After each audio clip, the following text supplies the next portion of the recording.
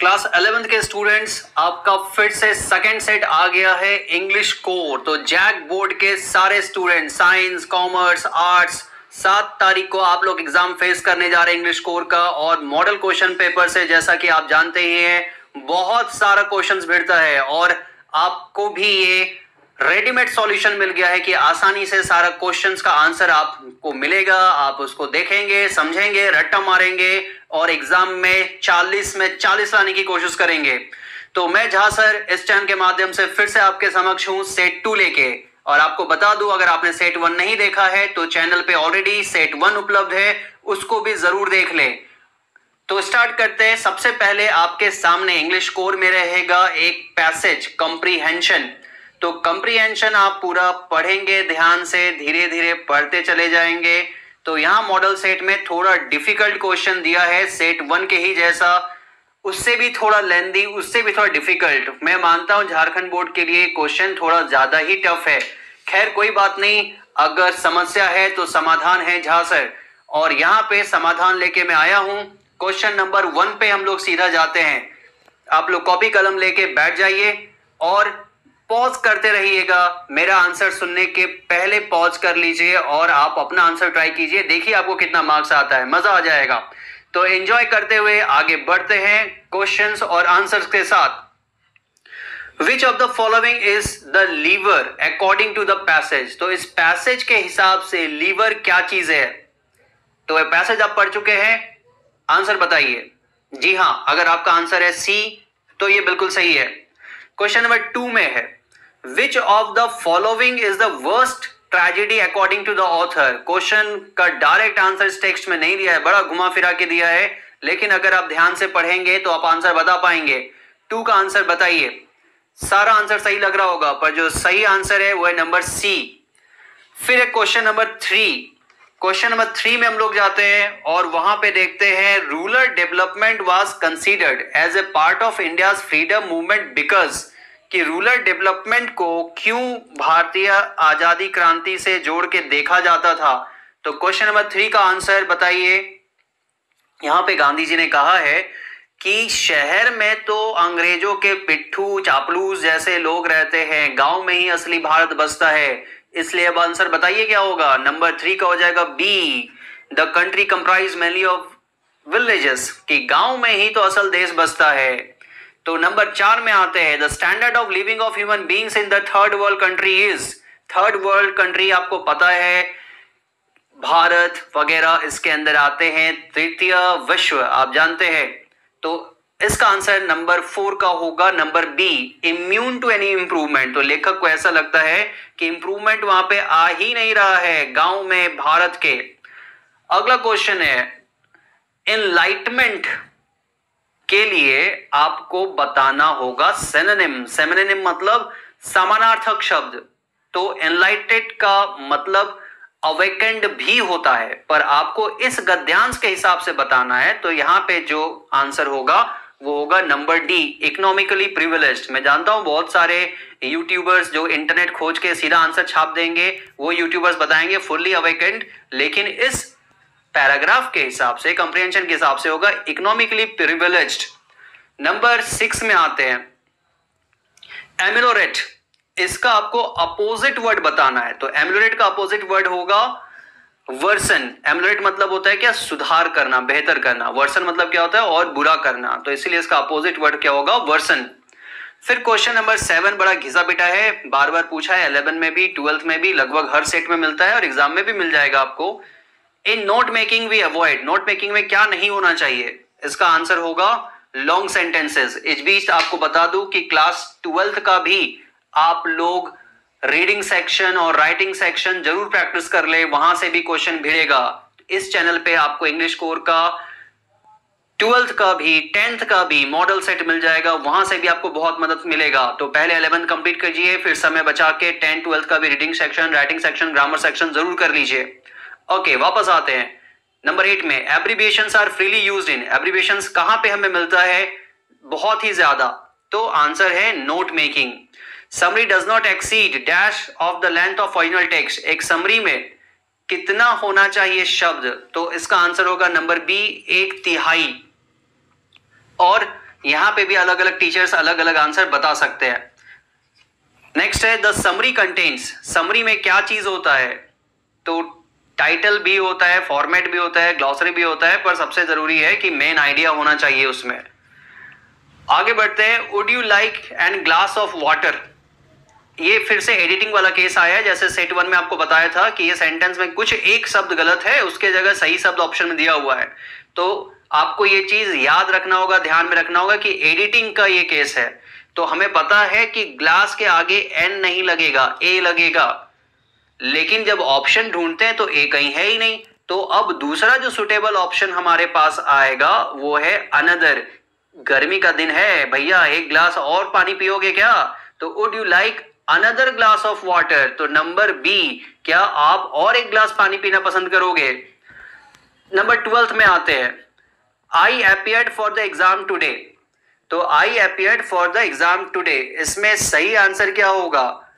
Today को देख के कंफ्यूजन हो सकता है कि यहां पे प्रेजेंट होगा, लेकिन वो अपियर हो चुका है, इसीलिए यहां पे 12th नंबर में आप जल्दी से बताइए आपको क्या लगता है आंसर होगा। जी हाँ, इसमें कोई करेक्शन की जरूरत नहीं है, नो करेक्शन, ये बिल्कुल सही है। आज मान लो कुछ घंटे पहले उसने एग्जाम दे दिया है। नेक्स्ट है Ram waiting for his sister's marriage. तो राम के साथ सीधा वेटिंग कभी नहीं आ सकता है, यहाँ पे बीच में कुछ हेल्पिंग वर्ब चाहिए, और हेल्पिंग वर्ब क्या होगा? इज होगा। तो Ram is waiting for his sister's marriage. Number 14 में हम लोग Geeta have read this book since 10 AM। तो यहां सिंस से हमें पता चल रहा है कि परफेक्ट कंटिन्यूअस की कहानी है। तो परफेक्ट कंटिन्यूअस में वहां पे बिन तो हमें दिखना चाहिए।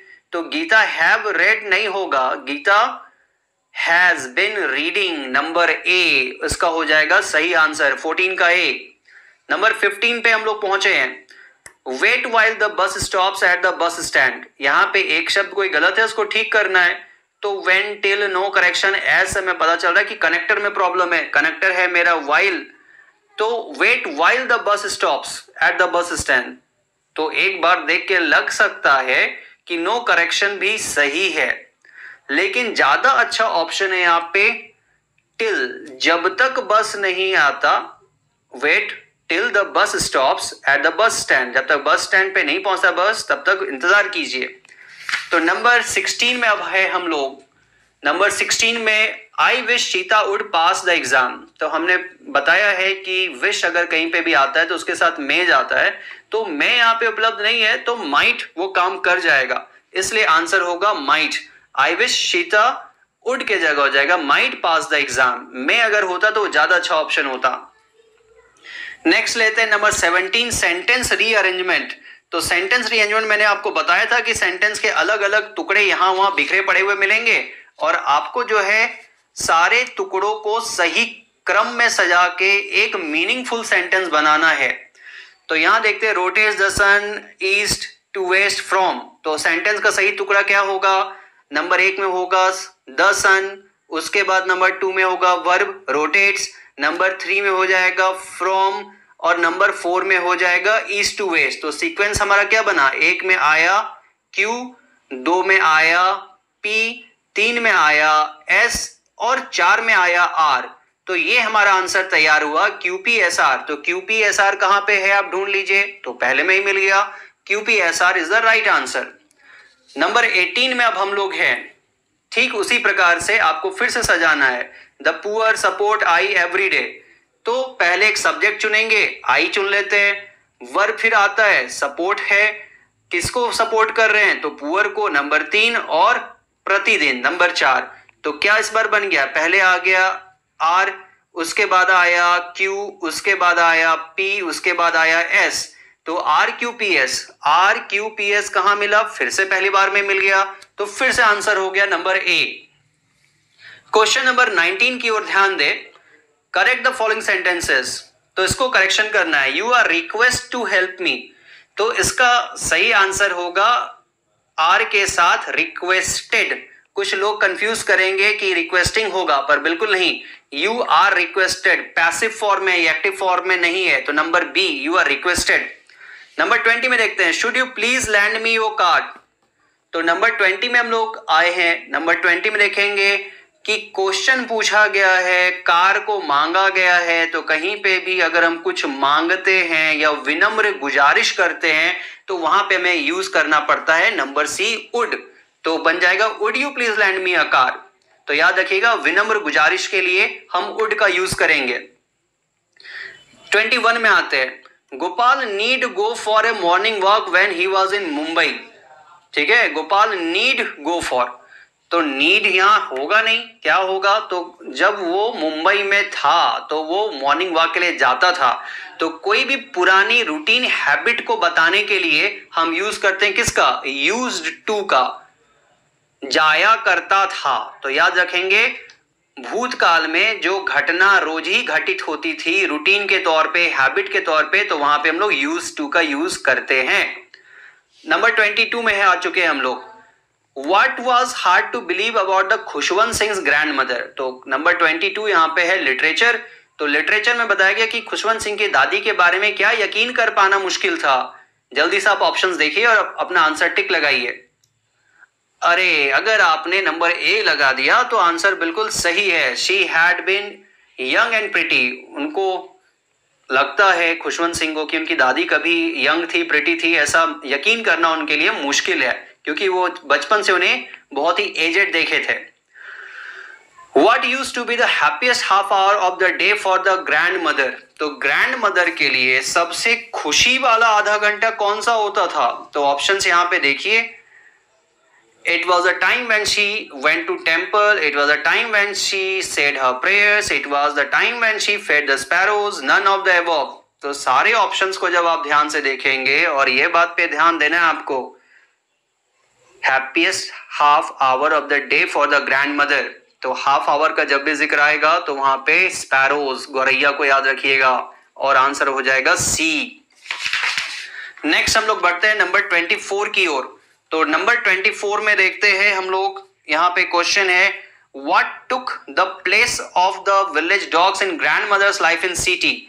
कि गांव में तो वो डॉग्स को खाना खिलाती थी, लेकिन शहर में, सिटी में जाके उन किन को खाना खिलाती थी, वो तो घर से बाहर निकलती नहीं थी शहर में, तो घर में ही आती थी गौरैया, स्पैरोज। नंबर 25 में है, the weight of wave walker was. Wave walker आपको पता है we are not afraid to die में, वहां पे कैप्टन ने अपने लिए खास बोट तैयार कराया था और उस खास बोट का कितना वजन था, तो वजन था उसका 30 टन्स। वेट वजन पूछा है तो 30 टन्स। 25 का हो जाएगा नंबर बी। 26 में आते हैं, the voyage went on peacefully up to. कहां तक जो है वॉयज बिल्कुल सही से चला, George Town, China town, none of these तो बिल्कुल गलत है। Number A Cape Town, South Africa. फिर है number 27, what was the full name of Sue.